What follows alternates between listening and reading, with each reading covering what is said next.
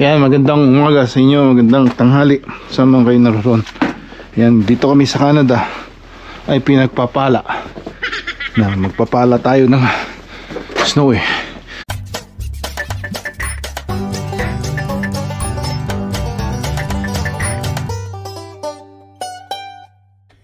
Yeah, boy. Papala. Dami oh. Mga 2 feet atang. Yan. Ay nako. Pinagpapala tayo ng ating Panginoon. Praise be to God. Yan sa ating mga bayan dito sa Canada at sa Pilipinas. Yan, ingat kayo dyan sa political unrest ng ating nangyayari dyan sa ating bayang Pilipinas. Ayan. Ayan mga Mamberto,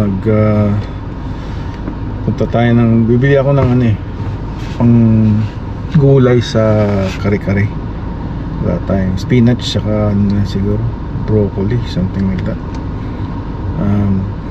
Ngayon wala tayong yung puso ng saging.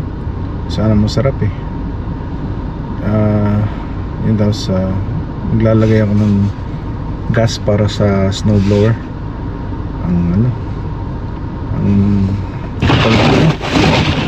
Ayan. So even when you feel low, you can still go. Even when you feel slow, you can still go. Even when there's no hope, you can still go. I never answer to no, man, I still go. Go, go, go, go, go, go, go, go, go, go, go, go, yo, go, go, go. Hustle hard, hustle every single day. I'll be making moves till I'm buried in my grave.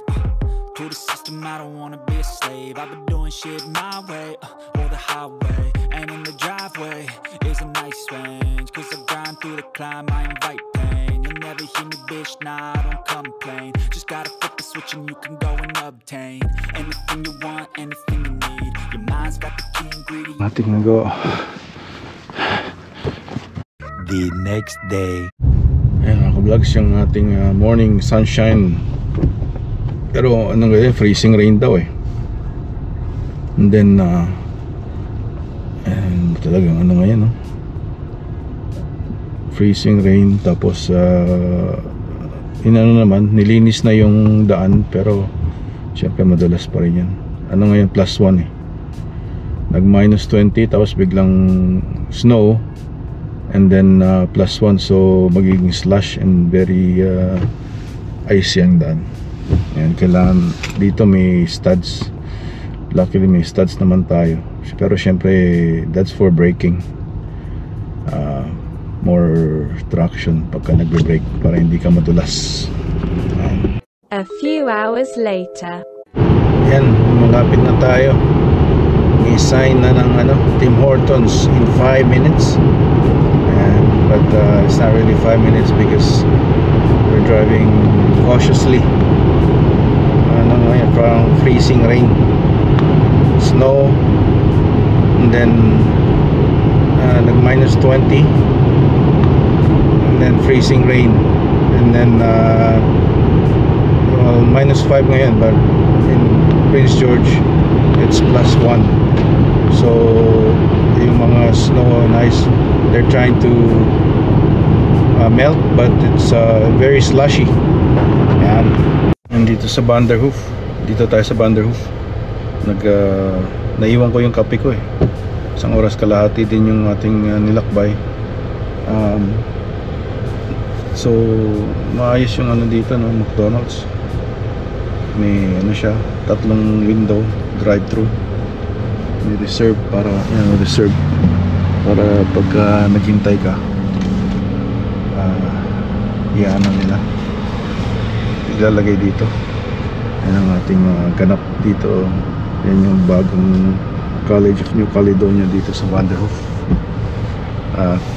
May tinanong ko kung may mga international student, kasi may instrument din kami dyan, mga machine na. So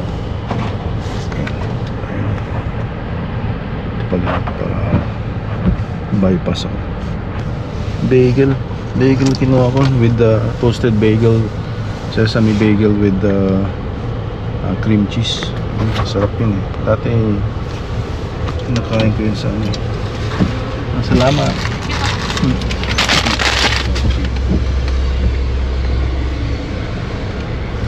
Ayan, may reserve din pala rito.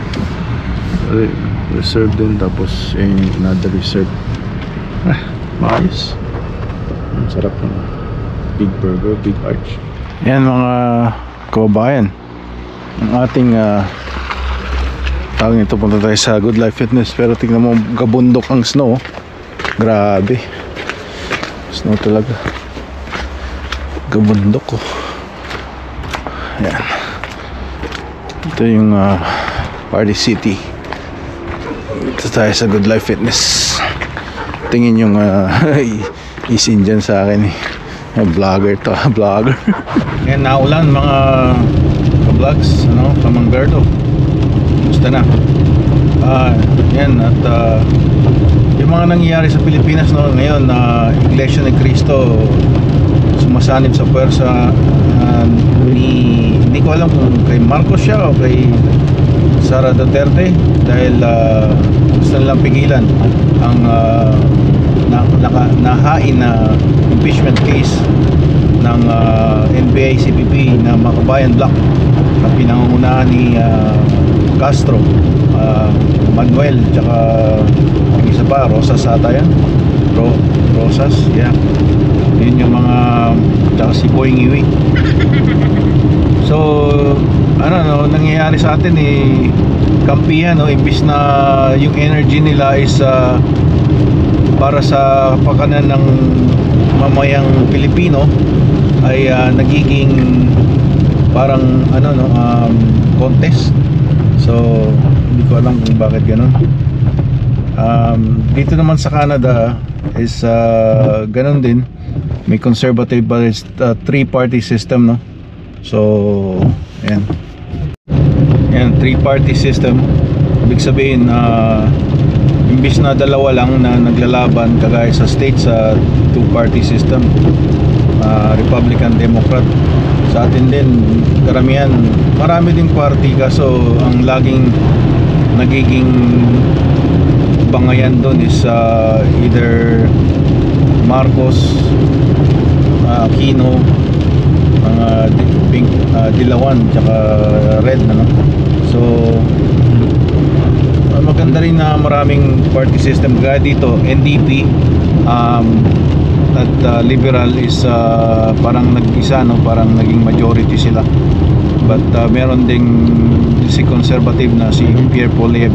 Siya na yung magiging prime minister, I think the next, kasi magte 10 years na si Justin Trudeau na prime minister, at lalong lumala ang lagay ng mga tao dito sa Canada. Yung bilihin, yan, lalo na, no? So tignan natin si Pierre Poilievre, tapos si Jagmeet Singh dun sa NDP. Kung meron silang tinatawag na non-confidence o no-confidence vote na isang party na sumanib sa kagaya ni NDP na sumanib sa liberal kay Justin Trudeau, pagka no confidence vote sila ay magkakaroon ng election. I think soon yun ang mangyayari, kaya tingnan lang natin. So yun ang kaibahan ng mga party system dito sa Canada compared sa Pilipinas. At kasi sa atin nakuha yung party system natin, nakuha sa ano, sa US. Yan. So okay, ating kaalaman. And just a rant, no, just a rant, Humberto, no? I'm a field service technician, but there's a college that we're servicing a machine. So but then we're doing the service, but you know, it thinks that I'm after them, or like I need them. We're providing service, and this college is acting up like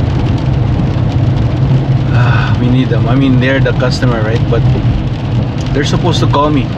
It's a big college, and now like I have to chase around where that person is. We have to pay for the parking, and they're acting like I'm the one that needs them, right? So I said to them to call me when the part gets there, and then they're just saying, oh, the part is in the kiosk, you have to go and find it there. And it's a big college, right? So I'm like, well, and the machine is in another building too. So if they can call me and let me know who handles it, and then meet me at the machine, then that would save me time, right? But this I don't know, proud IT people, they think they're like, you know, they're too much.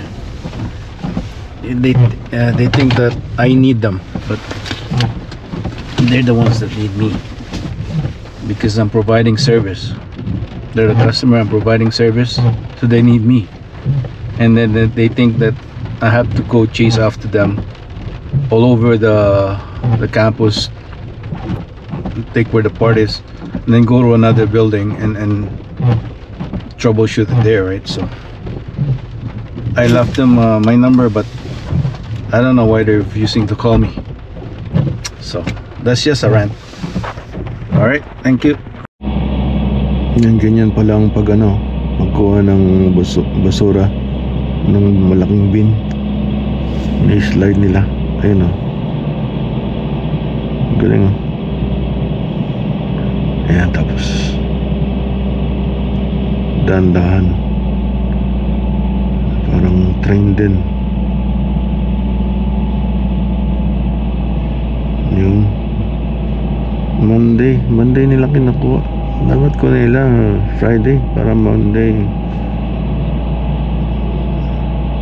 Tapos kukunin nila, tapos ibabalik nila pagka itapon nila yung laman, dadalhin nila. Ano yung kapalit? Wala ngayon, Monday pa naman, wala yung kapalit. Ang kababayan, dito ang ganito ang itsura ng puno dito. In 600 meters, turn left onto Highland Drive. Ayan, tingnan nyo, ang ganda oh. Parang inukit yung kulay puti na leaves. Nakakita na ba kayo ng kulay puti na leaves? Dito lang yan. Ayan. Nung nakita ko yan nun sa Ontario, nung nag-ice storm nung 1998 ba yun? Ito pati yung parang ice storm din dito, normal eh. Tignan mo, kita mo yung kuryente oh. May ice, parang ice storm. Kaya yung ibang, saan ba yung mga kable ng sa Ontario eh, ano ata, underground, ay yung sa ano yun, sa Bell underground na yung iba, yung mga brand new. Ayan, ayan, tingnan nyo, ang ganda. Parang Christmas na talaga. Second week, first week. Turn left onto Highland Drive, then turn right onto Foothills Boulevard. December 10 pala. Ito ang Foothills. And pataas to, tsaka pababa. Where dito maraming tumatawid na bear dito eh. Sana makakita tayo. Pagka minsan dumadaan ako rito, may mga bear, black bear. Pero sa bahay din meron. Tingnan nyo. Ayan. So, ayan mga kababayan, ang ating buhay Canada. Okay. Ayan o. Kita nyo naman, puti-puti o. tayo dito. Sige. Ayan naman. Turn right onto Austin Road West. Ano to? Volunteer Park. Ngayon ko lang nakita to. Ayan o. May ano doon, baseball. Dito na pala. Tabi lang ng school.